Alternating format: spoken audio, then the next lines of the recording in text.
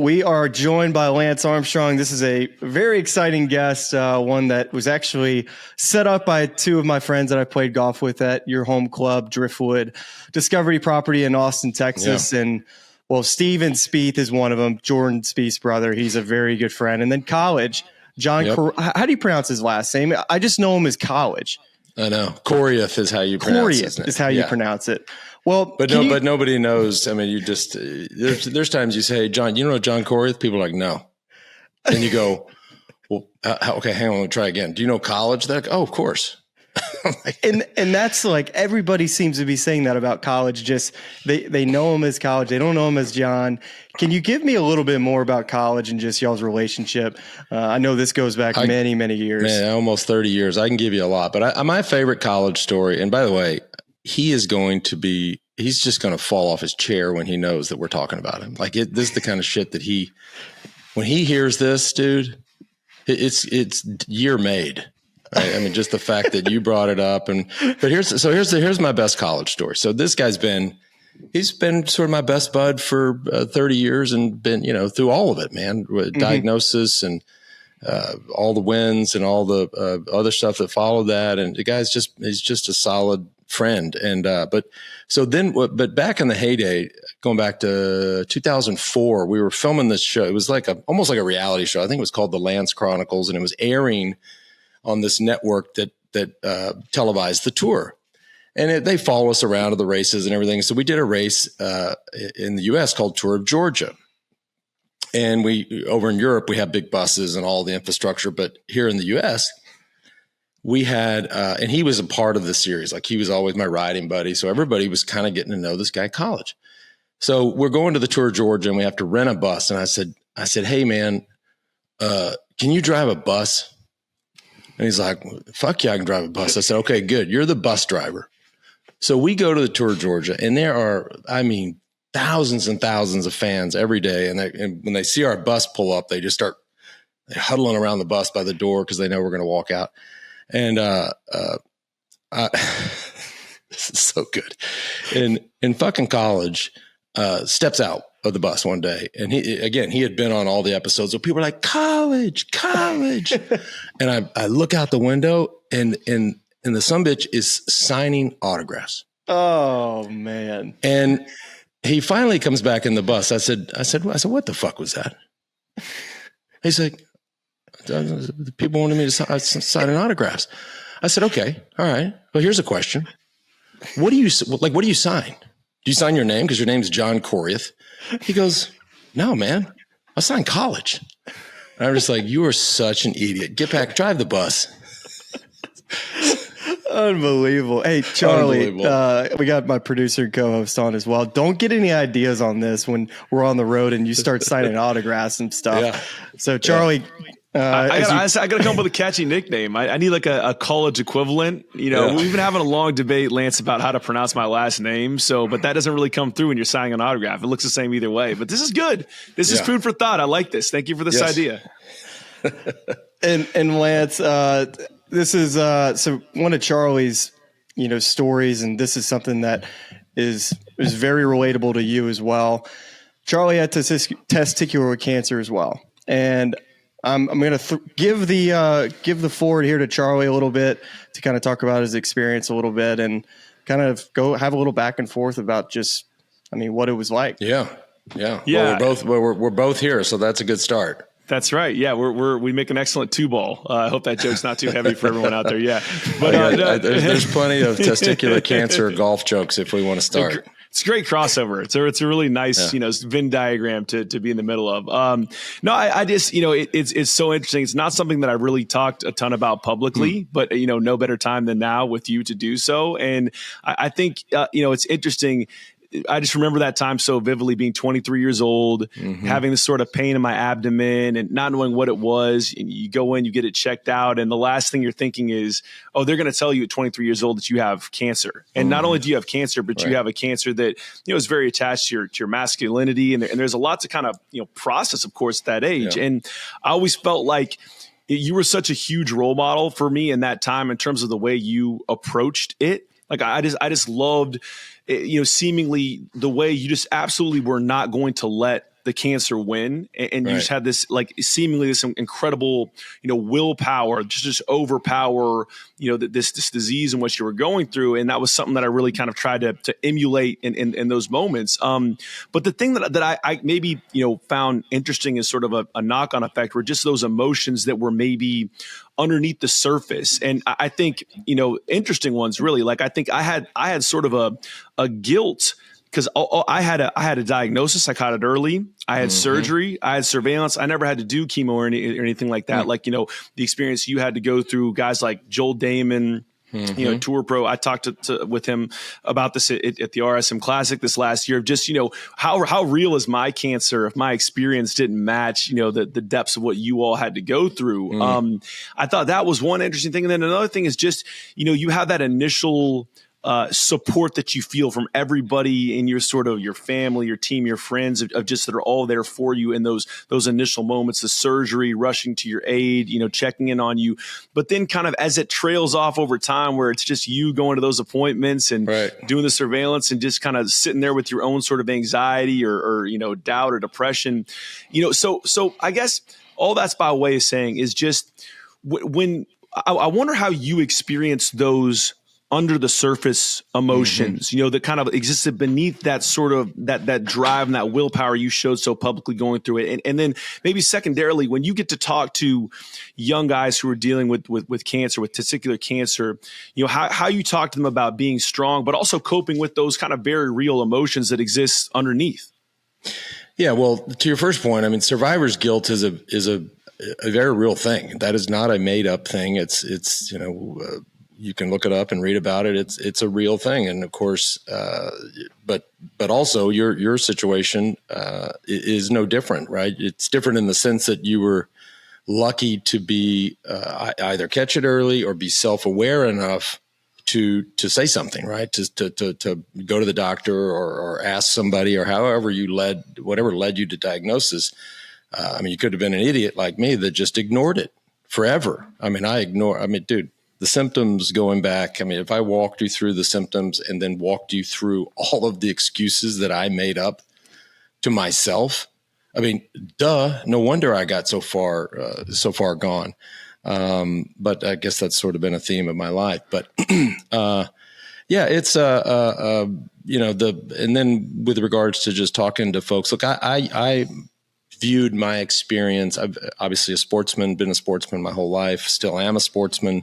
So I just viewed it like a competition, right? And if whether I was looking at a scorecard or a scoreboard or a stopwatch, I was using from the very first day that I took tumor markers or looked at a chest X-ray, I just viewed that as my scoreboard. So as those tumor markers were dropping, I was like, this, of course, I'm making this up in my own head.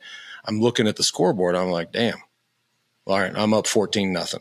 Now they may make a run in the third quarter. I don't know. And then, next round of tumor markers, shit, I'm up 28-0. I know they still might come back on me, but you just keep playing offense. And so I viewed it. And then ultimately when the tumor markers dropped to 0, which, is what ultimately you want to see. I mean, it was, but that's the way my simple mind as an athlete viewed it.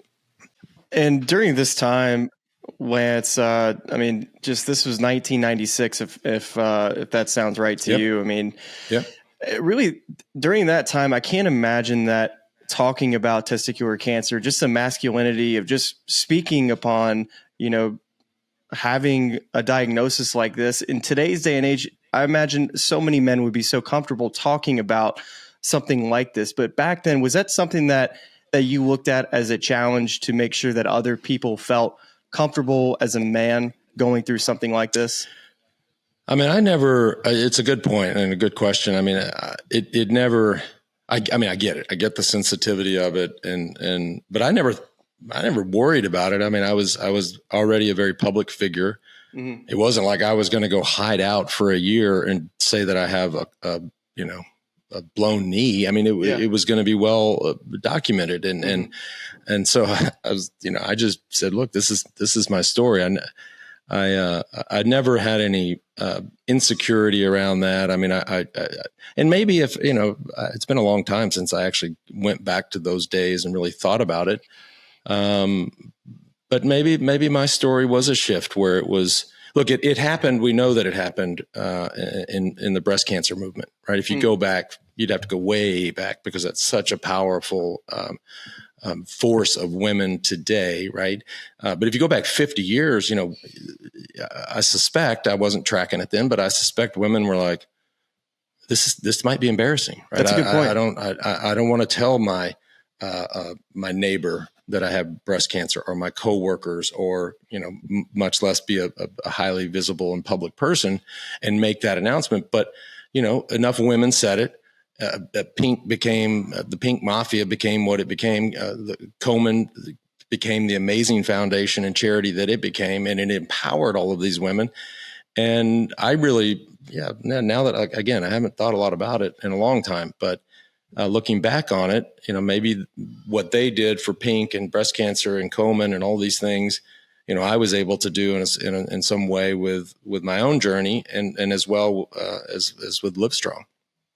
Yeah, and that's such a great point. You're talking about the breast cancer as well, but I mean, I think you definitely carry the weight of a lot of men that maybe didn't feel comfortable talking about having testicular cancer. So I'm sure there's plenty of guys out there listening that they're thinking they're lucky stars that they felt comfortable enough. So mine was so far advanced. I know there were days I was like, I don't give a shit what anybody says. Like, I just got to get out of this thing. Like, let me just get back to doing the stuff that I love. You can crack whatever joke you want, but let's just, I want to wake up in 5 years and 10 years and 20 and 50 years and have a family and do all of these things. And so that was heavy on my mind.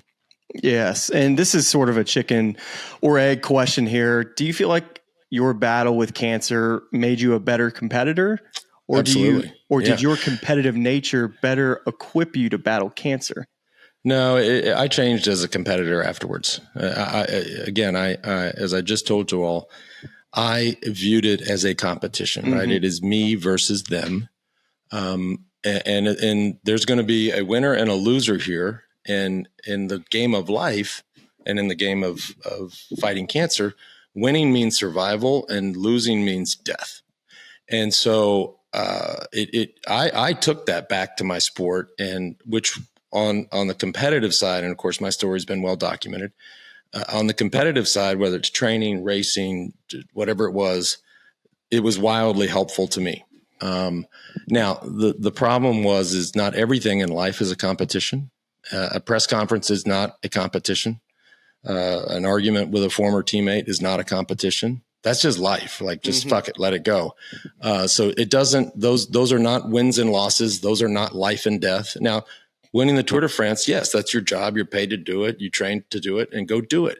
But when it's over, like, just be you, just be the man. And so I didn't have an on and off switch when it came to having that sort of killer competitive instinct. In college, sent me over a couple different things. First off, I talked to him on the phone for probably an hour yesterday, mainly catching up, mainly talking about you, him telling stories. I mean, that honestly could have been a podcast in itself. Some of the things that he was talking about. Don't ask him. He will drop anything he's doing to be on any podcast. Well, we might have to someday, because he sure told some incredible stories. And he sent me a cool video, and the video, it was like top 5 most watched sporting events of all time. And the guy could not figure out what the number one watch sporting event was. And I'm sitting there watching, I'm like, what's the answer? Even though I knew probably had to do something with cycling, and obviously it was the Tour de France. Yeah. And I guess I'm just so fascinated that I'm sitting here with, one of the best of all time. And just from all of the years that you were over there riding at the Tour de France, is there one memory or just one day or one moment that sticks out like a sore thumb, that just, like, you constantly think about why that event is so, whether it's crazy or what something about just a memory that sticks out to you? I mean, the one, and I've talked about this kid a few times, but they're mostly good memories. I had a few bad days that I can clearly remember, but my favorite story was, oh boy, it was probably 2000. It was 2001 on Alpe d'Huez, which is the most popular climb in France, outside of maybe that and Mont Ventoux. But there's a million people on the side of the road on Alpe d'Huez, and not a lot of them were. This was 2001, so I was trying to win the third tour. I was already public enemy number one. These fuckers are like throwing stuff and yelling stuff. Well, and there's 21 switchbacks, so it's a beautiful climb. It's a very, very famous climb, and if you win on Alpe d'Huez, it's a really big deal. And so there, and you can see everything. I mean, the people are right on top of you. If you've ever watched the tour, you see how close the people get. There's a little lull, and I see this kid with an American flag, and he starts running beside me. And it's steep, so you can run as fast as we are riding. Now, he couldn't run the whole way up, but he's running, and he was running good, and he's yelling at me. He's like, "You're the fucking man. You're the fucking man." He's like over and over and over. And I'm like, "All right, dude, I got to get this guy to stop. Like, how am I going to – I can't look at him and say stop." But I'm also worried about him. Like, if some of these aggro fans see him, they'll just clothesline him. I'm like, this kid's got to stop. And he keeps yelling it. And so I'm like, fuck, I got to get him to stop. So I look over and I go, "I know." And he stopped. And he literally stopped him in his tracks. He was like, "What?" Is there a video of this? Like, can I find this on the internet somewhere? But it's funny enough, I've run into the guy somewhere. He came, I don't know where it was, at some event. And he said, "You probably don't remember this, but 2001, I was running beside you." And I said, "Were you the guy yelling, 'You're the fucking man'?" He goes, "Yeah, that was me." It was just amazing. But was it the same airport where you saw Vince Vaughn to help him win the dodgeball title? I'm sure it was probably the same day. Yeah. Yeah. What was Vince Vaughn's character? Why am I going blank on that? What was his name? Peter LaFleur. Peter LaFleur. Peter LaFleur from Dodgeball. I actually ran into Vince a few months ago in Miami, and what a guy. What a good guy. But that was another highlight. Man, think about it. If I don't show up in Dodgeball, right, the movie's over. Oh, it's dead. Dead in the water. The movie ends. Everybody likes this movie and thinks it's funny. If I don't roll up on him in that airport lounge, it's over. It's a big deal. It was like one of the best cameos of a comedy movie of all time. Just, Lance Armstrong. Like, of course I'm going to go back and win the dodgeball title. Yeah. He said, so Ben Stiller was an old friend of mine and still is. And so he asked me to do it, and they sent me the script, and life was busy and I'm all over the place. I said, shit, I'm not going to read this. I said, it's line by line. And so I show up and Ben says, "Okay, you ready?" Of course, he was in it and directing. And I said, "Yeah, I'm ready. Like, just go ahead, feed me the lines. Like, give me one line at a time." And he says, "What?" I go, I haven't had time to read it. I said, "Just feed me each line and I'll say it as best I can." He goes, "Dude, no. This is a dialogue. Like, we can't feed you the lines." I said, "What?" And Vince Vaughn was standing there, like, ready to shoot. And he goes, "Dude, come with me." He says to Ben, "Y'all go do something else. We'll be back in an hour." So we went to his camper and we just rehearsed this dialogue over the course of an hour, nailed it, and walked out there and did it. I don't know what I was thinking. Movie star Lance. That's what I'm talking about. Dude, that's awesome. It was an all-time movie, man. I'm glad you nailed your lines, because you definitely made it even better. I had a good teacher in Vince Vaughn. That's awesome. A good coach. Well, this I had some time. I spent some time around Tom Brady on a golf trip, and I think anytime I've been around people that have been great in whatever they do, whether it's sports, business, you always walk away, or at least I do, and I realize why they're great. And for me, even with Tom, I said, this guy would rather die than to lose. And that was the takeaway I took from Tom, just playing golf. And there's a book, Jim Collins wrote it, Good to Great. Yep. And this is actually college told me this story. And he said, within the first 3 minutes of him meeting you, he said that you would rather, or just winning for you is like a 4 out of 10, but losing for you is like a -1 million out of 10. Right. Would you say that's pretty fair? Yes, that's very fair. I always loved, look, I had to win, right? I had to, that's what I was paid to do. That's what the fans wanted. And I wanted to win too. I'm not trying to minimize that, but the thing that I do think that, just in my limited time around Brady, I think he probably shares this. The thing I loved more than actually showing up and doing the job and winning was the process. Like I loved the months leading up to it. I loved going to the mountains and previewing. Like, that day I told you there's 1 million people on Alpe d'Huez. Well, I was there a month before and there was nobody on it. I had the whole place to myself. Like you see occasionally another cyclist, but nobody knew and you had it all. You're just running this process, like that part. And then I love that. And still to this day, I'm a big believer in process. And when all 7 of those years when they would finish in Paris, I'd just be in the bus, man, and everybody be out popping champagne and yelling and screaming and taking photos, and they'd find me in the bus. They'd, what are you doing? I said, dude, we're done. Like, process worked. We achieved what we were supposed to achieve. Like, I want to go home. I want to go home and hang out with my homies, and I don't need to be around 1 million people. Like, it's over. Wow, that's so well said. And I think people often talk about golf and how it's a mental game. And I think as it relates to professionals, mentally preparing yourself to succeed 4 times a year. And you kind of just talked about the Tour de France and just the having to peak for that event and the process that goes into it. Do you see any parallels between that challenge and the mental preparation required to endure a 23-day race and what these guys face 4 times a year? Well, it's hard for me challenges, to say, right? Yeah. And it's hard for me. I mean, I watch, my wife can tell you, she thinks I'm the biggest loser of all. Like, I watch golf all the time. I love it. That means you listen to me a little bit. I do listen to you.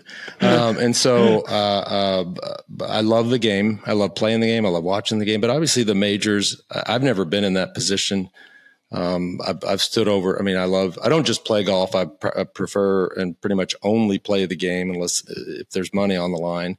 So, we don't play crazy games, but there's times where you got to stand over a putt, or, there's been a hammer thrown and then a hammer thrown back, and you're like, God, that's the extent of my golf pressure, right? It might be $500 or $1,000, but I cannot imagine being at a place like Augusta where all those folks and so much on the line. I don't, dude, I'd crack 100%, 100%. But you are wired to be a champion. So there's some connection here. Like, for instance, like Tiger Woods, when I watched him growing up as a kid and watching him on TV, you turn the TV on expecting Tiger Woods to go win that day. And the same was for you when you turn the TV on, you expect Lance Armstrong to win that day. Yeah. And I think one of the things he expected to win. He expected to win. Yeah, exactly. Actually, I can't speak for Tiger, but I didn't expect to win. I knew I was going to win 100%. I mean, it would have taken a serious accident or surprise illness, but I was 100% sure I was going to win. And is that just because of your preparation, just knowing physically, mentally, you were just stronger than everybody else? Yeah. Yeah. I mean, I'd tell guys, we'd get new guys on the team, and these guys, after 3 or 4 of these in a row, you'd get a new guy on the team. I'll never forget, we had this Spanish kid came on the team. Chechu Rubiera was his name. Spoke really good English too. And we were at training camp in January, and I said, this is January. The Tour de France is in July. Yeah. And I said to him, I'm going to win again, right? And he about fell off his bike. He said, I said, no. I said, I said, I promise you I'm winning again. Like, I was so sure. And looking back on it, it's kind of crazy because there is a lot of shit that can go wrong. I mean, it's not you got 200 guys out there, and crashes happen, mechanicals happen. And, right. But yeah. And I'm sure you've been asked about the doping stuff a million times, and I'm not really here to talk about that. That's not my place. As an athlete, though, and as a competitor, kind of like how we've been talking, was there one point in your career, it had to have been early, obviously, where we just talked about how you physically and mentally are better than everybody else? Was there a point where, whether it was another racer or somebody else that started putting up times or started beating you more often than not, where you're thinking to yourself, I have no chance to beat this guy because of the advantage that he has against me. Is that kind of what led to all of the stuff that are really for sure.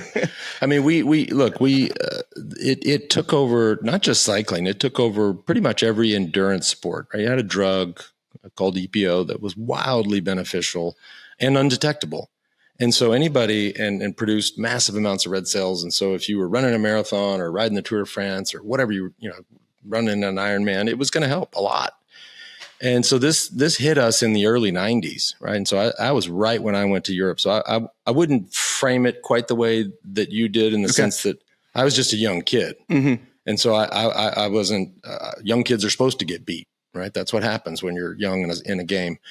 But from 93 to 94, it was such a massive shift. And I'm like, what is going on here? And then we figured it out. And we spent the whole year of 94 going, well, surely this is, like they test for all these other things. They're going to test for this thing. It'll be all fine.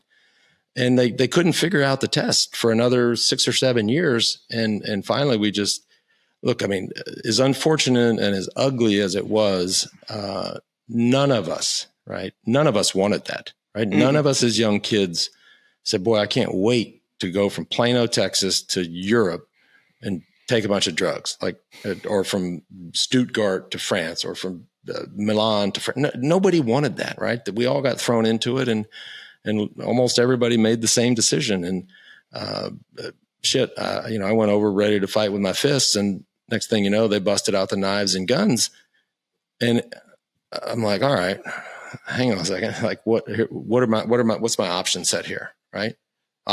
One option is just to bail and go back to Plano. I wasn't going to do that.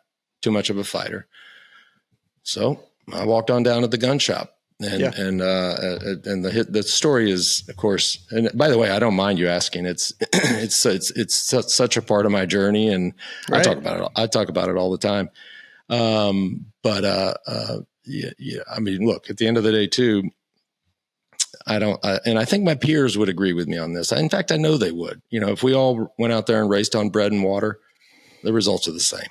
They really are. And I was about to ask you that. I was going to say if we remove any type of performance enhancing drug or whatever it was that y'all were using, I was going to ask it.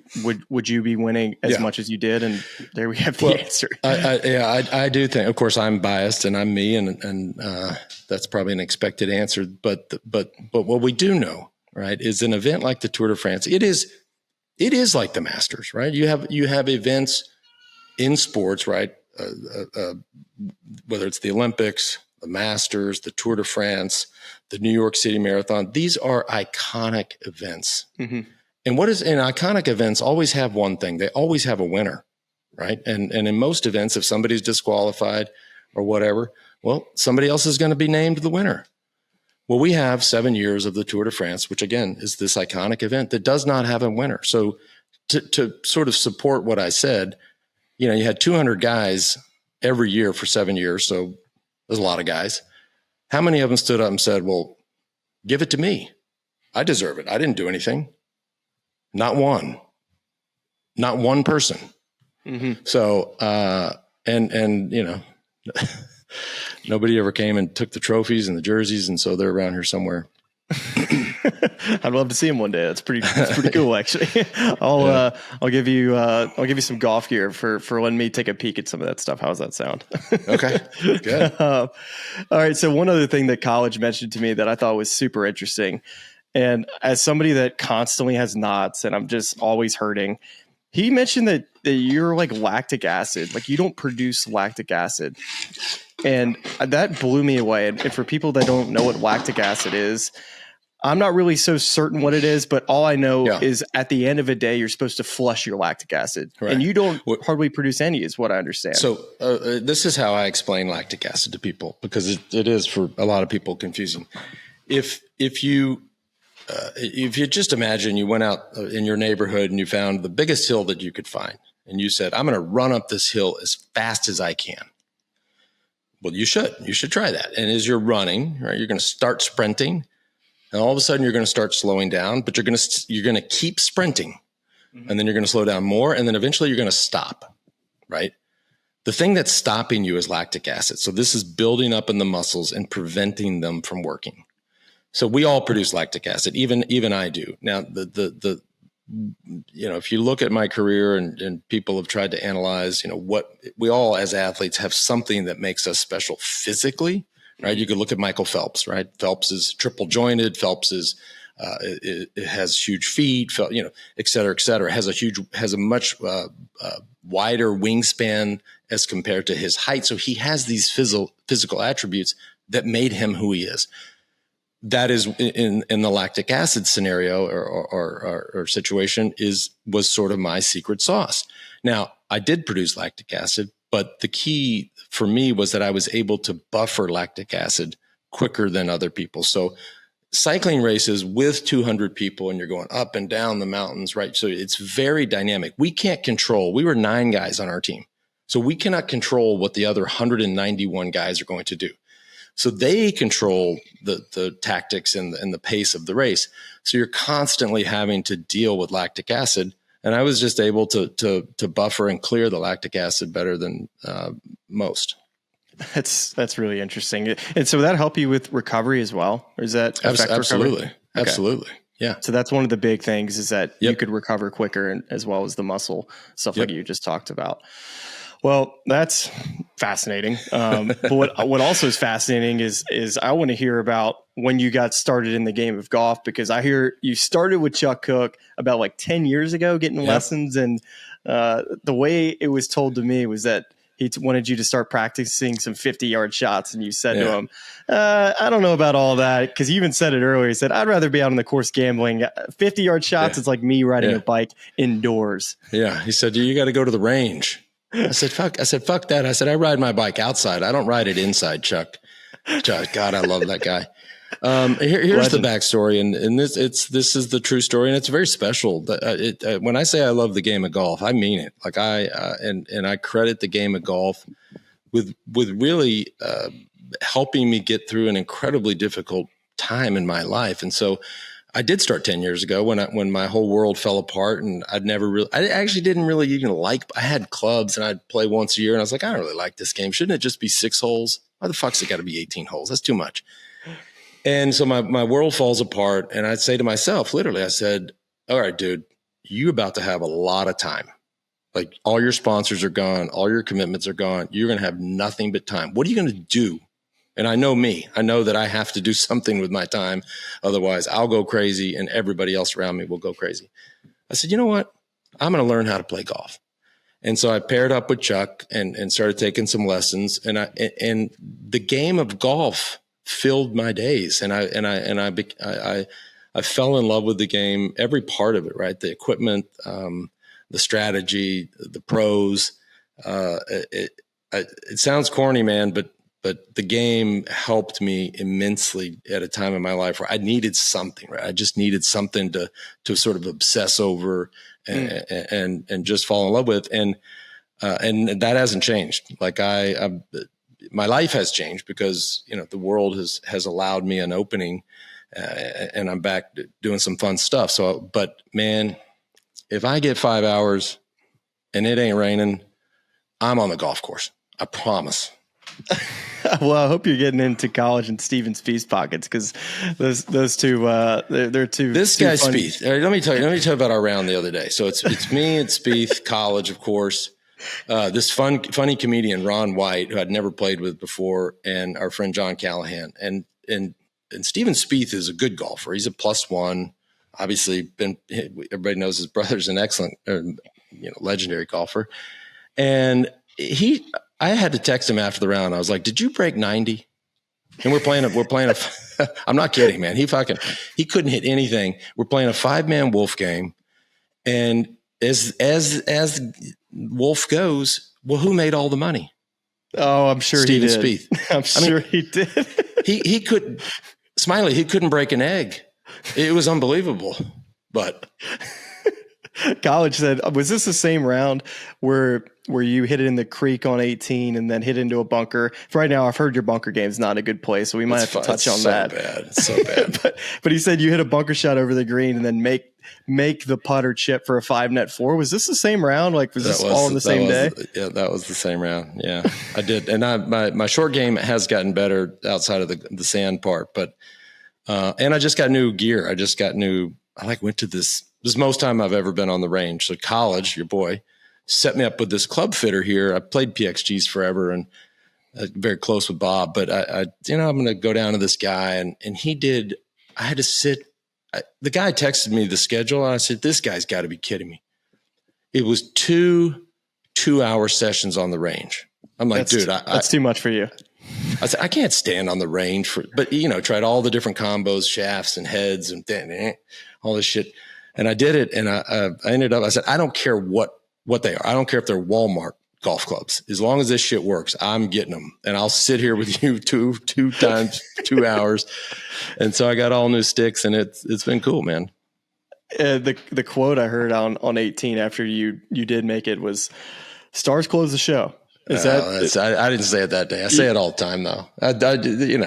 Look, when you're out playing golf and gambling, you gotta talk shit. I mean, I love talking shit, but I love that part of the game. And but here's the thing, you don't always close the show, but if you do, I give it a big wind up and most people have heard it 20 times. I'm like, hey, Smylie, like, you ever seen the Rolling Stones? Right. But what happens when you go to the Rolling Stones, right? You go to the concert and there's some small band that opens, right? And they kind of play for a little bit on this little ass stage and then they go off for 45 minutes. And then what happens? The fucking Rolling Stones come out, right? You know why? Because the Stars close the show. And again, my poor friends have heard it 50 times. They're like, dude, shut up. I tell you what, you need that too in a wolf game when you reorder and then the order changes. So 15, 16, 17, 18 is where you make your money. So it's exactly plays into a good wolf game as well. Yeah. Yeah. And I'm not, my index is 9. So I get, if you're playing somebody that's a scratch, I'm getting, I get some shots, but you can, believe me, you can mess that up too. 100%. Yeah. Well, Steven's a good player though. Like you said, he's taking my money out there, driftwood a time or two, and he's a heck of an athlete. So shout out to Steven as well for helping get this set up. And I didn't realize he played. I just assumed he played college golf. No, and basketball. He played. I said, "Where'd you go to school?" And he said, "Brown." I was like, "Oh, you play golf there?" And he goes, "No, I play basketball." I was like, "What?" Oh yeah, heck of an athlete. Yeah. Heck of an athlete. He also likes talking trash too, so give him credit there. Yes. Yeah. And golf. So you kind of mentioned it a minute ago, but I mean, do you enjoy the competition side of it more, or is it the game that you enjoy? Or is it just kind of the combo of both? I love the competition. I love being on a golf course, right? It just if I lived on a golf course, I still run a lot. So if I lived on a golf course, I would run on the golf course every day. I wouldn't go out and run around the neighborhood. I'd go early and get out there before anybody, and I'd run on the golf course. Like the smell too. It's a crowd. I love the way a golf course smells. Yeah. Especially in the morning. And I love golf trips. I love, the boys want to load up and go to Palm Springs. Let's go. Like Madison for 3 days, 36 a day. Absolutely. We have a fun, my guys would kill me. We created, me and a buddy, who is college, can tell you about his name's Chad Mountain. He's an old golfing buddy of mine. And he was really with me when I discovered the game of golf, and it was this low point in my life. Chad Mountain was there. He goes by Chad O. Right? Everybody in my life has his name's Chad O. So, and we were playing Kukio on the Big Island. We had a house there and we were out on the course, and, it's a beautiful course, overlooks the water. And he said to me one day, he just stopped. He says, "Look over there." And I look out, it's just nothing but water, just the Pacific Ocean. And he says, "That, my friend, is the view from the lowest point in your life." And he was right. It was a very low point, and that was my view. And I said, "Boy, okay, I can work with this. I can come up from here.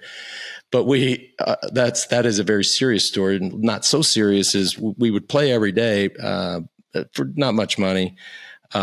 But whoever lost had to be what we call the DB, which is the drink bitch. So that means if you lost, you had to just fetch drinks for the rest of the night. And then that idea evolved. And then we bought this really stupid shirt that, I mean, you wouldn't be caught dead in this thing. And if you lost, you had to be the DB and you had to wear the shirt for the night. Oh, man. And so after a few years, we're like, we should make this a tournament. And so we then took it to 4 guys. And then we took it to 8, and now it's 12. And it's, his brother and his brothers-in-law and Blake Griffin and just a bunch of dipshits. There's 12 of us. We do it in Colorado. This year we had to have 2 airplanes get us all around. So we started at Ballyneal, where I've been a member for many, many years. And then flew back to Vail, played Frost Creek, and then finished up in Aspen.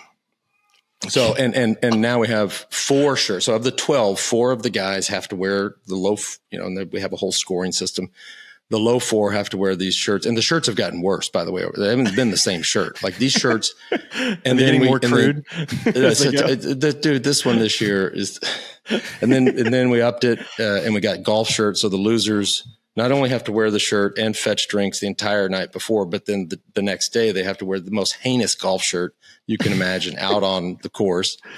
And so that's now the DBI. That's the Drink Bitch Invitational. It's a very prestigious thing.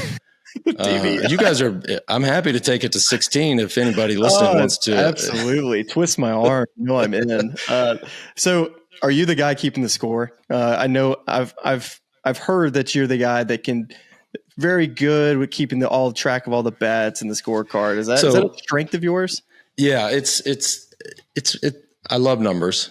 I always have, even going back to my cycling days. I mean, everything we did was a number, right? Whether you're getting on the scale and looking at how much you weigh, which is very important in our sport, or, your power meter and just figuring out numbers. I tell the guys, I said, I am Ernst and Young. Right. And I hate when you get in a group and say, I got the Wolf game. You have 5 guys, all of a sudden you're playing carryovers. The guy's screwing up the scores. Like I have a system down. It's dude, I don't mess up the scorekeeping. And I love it. People are like, that's not right. I said, you want to bet?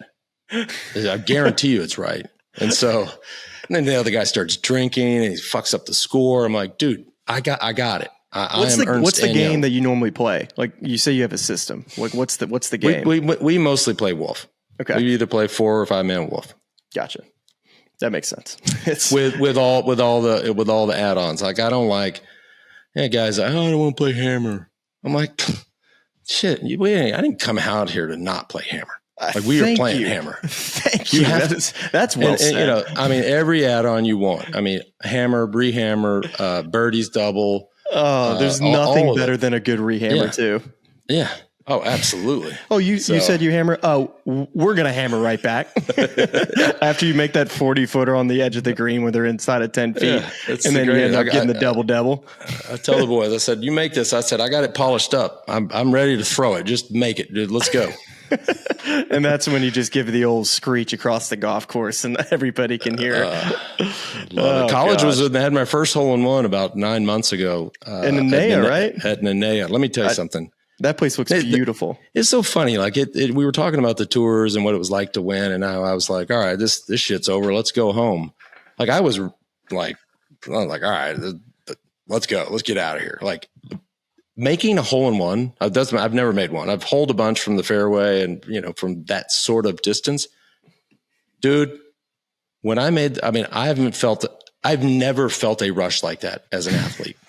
It was, and we were colleges there. My buddy Seth and Willie were there, and we were literally tackling each other. It was epic. And I was like, as soon as I hit it, the caddy, he's like, oh, he's one of the Hawaiian guys. He's like, oh, and I'm like, what? I'm like, man, I felt good. And as soon as he hit the green, he's like, this is going in. And the fucking thing just disappeared. And I'm like, we just started tackling it. It was unbelievable. Okay, so college told me the part of the story, though. On the 8th hole, you asked everybody how many hole-in-ones everybody else had. And you said for 3 holes, you were like so down in the dumps that everybody's had all these hole-in-ones and you hadn't had one yet. And then you dunk it on 11. That's amazing. And I was hungover, and I went and we made the turn. I said, there's only one way to feel better. I said, fuck it, I'm gonna have a beer. And so I had a beer, and God, it was just so good. Can't wait to have another one. I hear there was a rule put into place that night as well that said you could not continue to talk about the hole in one because you were still just so about making an ace. And I had been, and I had that did that. Willie told me that because the day before I played really good, and at dinner that night I said, guys, I mean, I just do. People think I can be very, very serious, but most of the time I'm just an idiot. Like I just goof off. But so at dinner, I'm like, hey guys, I don't know if y'all noticed or not, but I'm playing really good. And then like 20 minutes later, I was like, hey, has anybody noticed that I was playing? Like I just kept saying it. And so finally they were like, dude, and Willie's this older German guy, like a real German. He's like, das ist enough. Shut up. I'm like, and then the fucking next day, hole in one. So that night I was like, hey, that was pretty cool, huh? Jordan Spieth does this all the time when we play together. We'll be playing and we're on like 14.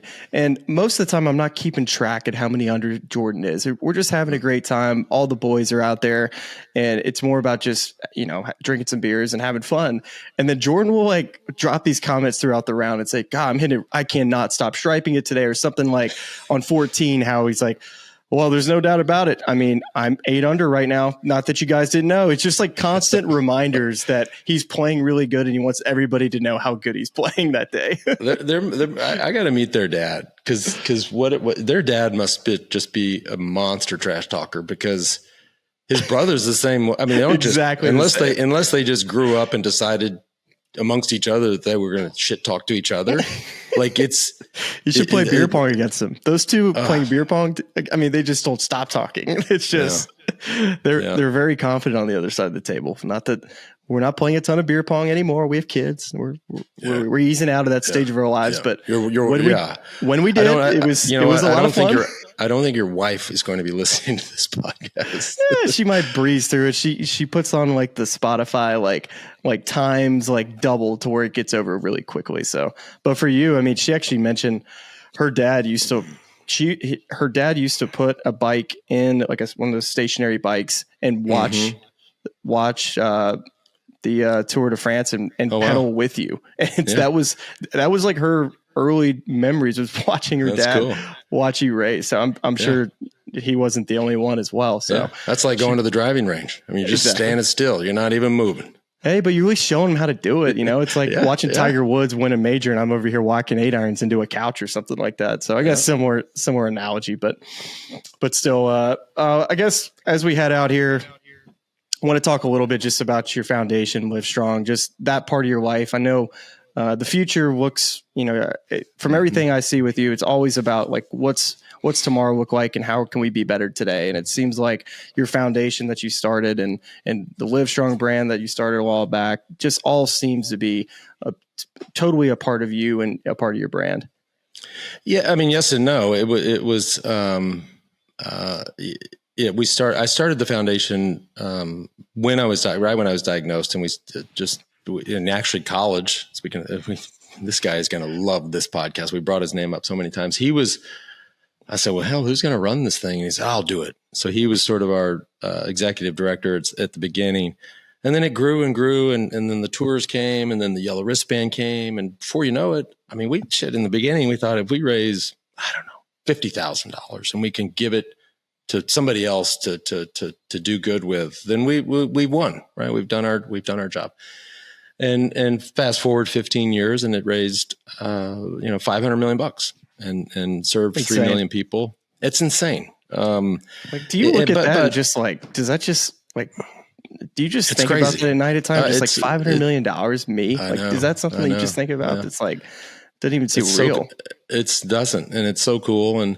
But it didn't necessarily for me. And this is still very sensitive for me. When I was asked to leave, when everything happened, and it was right around that time that Chad Mountain told me on that hole at Kukio, this is your view from the lowest point in your life. It was that week that I got the email from the board and said, all right, we gotta part ways. And I said, hang on, what is me racing by? What does this have to do with anything? Like it broke my heart. And it's still to this day. And so, but none of that changes the good that was done. Right? It was correct. It was incredible work, and not only were we effective as a nonprofit, but I think that the idea and the confidence, not the confidence, but the power behind Livestrong. I mean, I think we were the most influential. I mean, obviously, American Cancer Society, they raise $1 billion a year in a year, right? So that is the biggest cancer charity in the world. But in terms of power and influence, I mean, Newsweek ran a cover article about cancer, and all it was a picture of the yellow wristband, right? We had that power. And so a lot of great was done, and it's too bad it ended up the way that it did. And I wish them the best. And so, but again, doesn't change those 3 million people's lives that we helped. Yeah, and everyone, including me, was wearing that yellow bracelet at a period of time. It was like it was a cultural thing, and then the strong part of Livestrong. I mean, everything. It's been added to all sorts of causes as we've gone on. Boston Strong, just so many different things. Yep, that's right. That have been connected to Livestrong. So it's, I mean, it's just really freaking cool, man.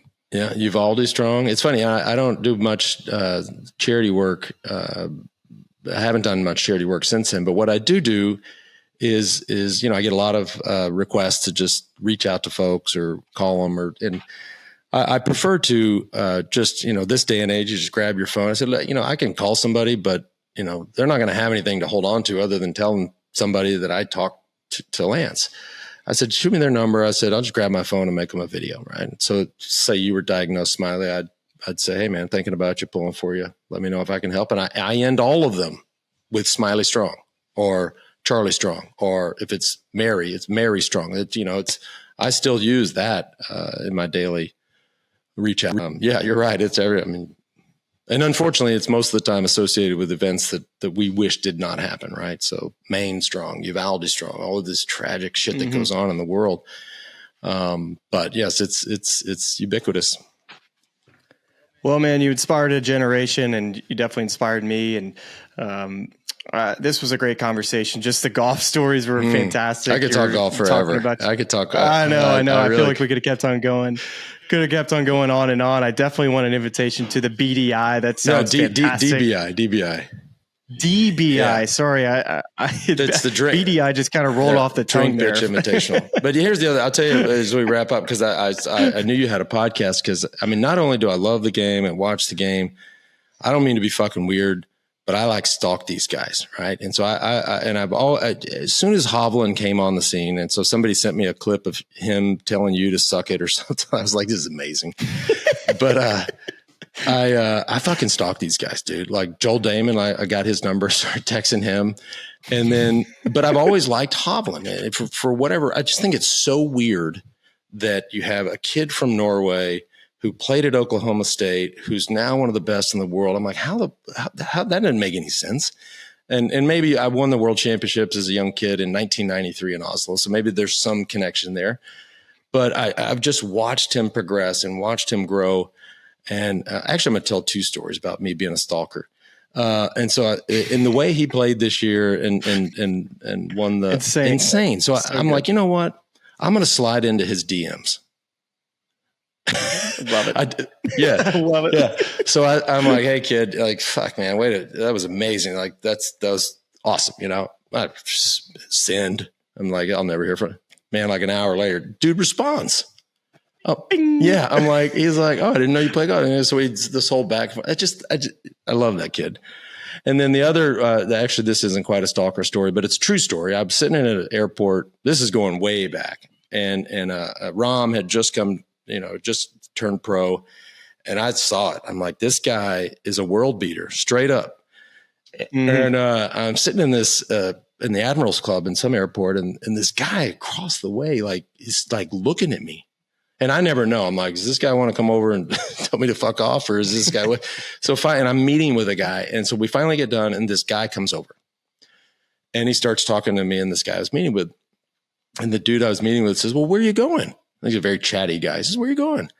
And this guy says, "Oh, you know, I'm a caddy for a young player on the PGA Tour."